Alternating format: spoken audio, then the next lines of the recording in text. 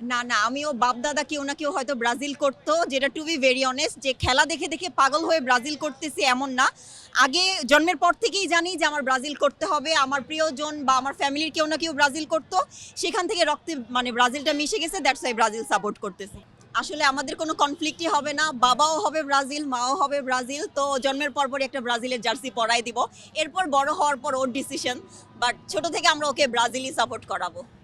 প্রত্যাশা তো সবসময়ই বেশি থাকে ইনশাল্লাহ। এত রাতে যেহেতু এসেছি, হোপফুল একটা গুড নিউজ নিয়ে বাসায় ফিরবো, এটাই চাওয়া পাওয়া।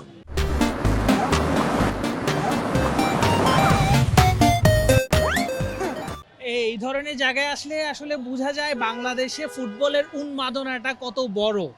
কারণ আপনি এখানে ভোর 4টা, এইটা আপনার কোথাও ফিল হবে না এমন ফুটবলের উন্মাদনার কারণে।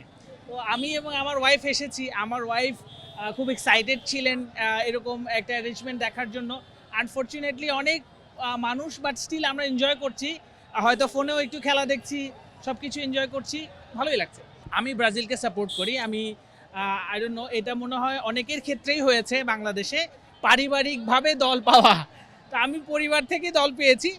আমি দল পেয়েছি আমার ভাইয়ের কাছ থেকে, বড় ভাইয়ের কাছ থেকে। আমার বড় ভাই ব্রাজিল সাপোর্টার ছিলেন, সেখান থেকে ব্রাজিলের খেলা দেখা, আরও বেশি ভক্ত হওয়া এবং ইভেনচুয়ালি ব্রাজিল সাপোর্ট করা। আর অলরেডি আমাদের মনে হয় আর 10 মিনিট আছে, 9 মিনিট।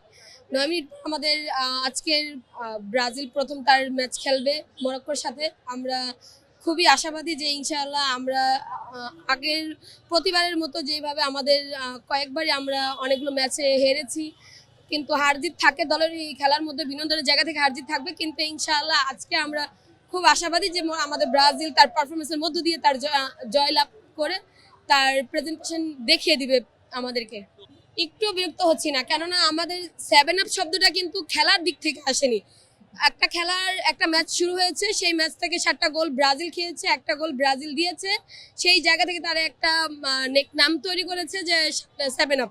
সেই জায়গা থেকে আমরা একটু বিরক্ত হচ্ছি না। তবে তাদেরকে আমরা বলবো যে আমরা যেহেতু ব্রাজিল সমর্থক, আমরা লাস্ট 2022 সালে তাদেরকেও সমর্থন দিয়ে, আমরা মেসিকে সমর্থন জানিয়ে তাদেরকে বিশ্বকাপ নেওয়ার জন্য অ্যাপ্রিসিয়েট করেছি। তারাও আজকের ম্যাচে আমাদেরকে অ্যাপ্রিসিয়েট করতে পারতো, কিন্তু তারা করেনি। এটা হচ্ছে তাদের খেলার বিনোদনের জায়গা, তারা বিনোদনটা বোঝেনি। তাদের দোষে একটাই কথা বলবো, আজকে ব্রাজিলের খেলা, তারা যদি ব্রাজিলকে ভালোবাসে না, তারপরও তাদের বন্ধু বান্ধব, তাদের ব্যাচমেট, তাদের সেম ইয়ারের অনেকেই ব্রাজিলকে সমর্থন করে, তারা চাইলে ব্রাজিলের সমর্থনদের পাশে বসে ব্রাজিলের খেলা উপভোগ করতে পারে, এবং ব্রাজিল নিজেদের কতটুকু প্রেজেন্ট করতে পারে সেটা তারা এই খেলার মধ্যে দিয়ে দেখতে পারে। আমি তাদেরকে এইটুকু বলবো যে তারা আমাদের সাথে বসে খেলাটা উপভোগ করুক, এবং তারা বুঝতে পারবে যে ব্রাজিল কত পরিশ্রম করতে পারে তাদের মাঠের মধ্যে খেলে।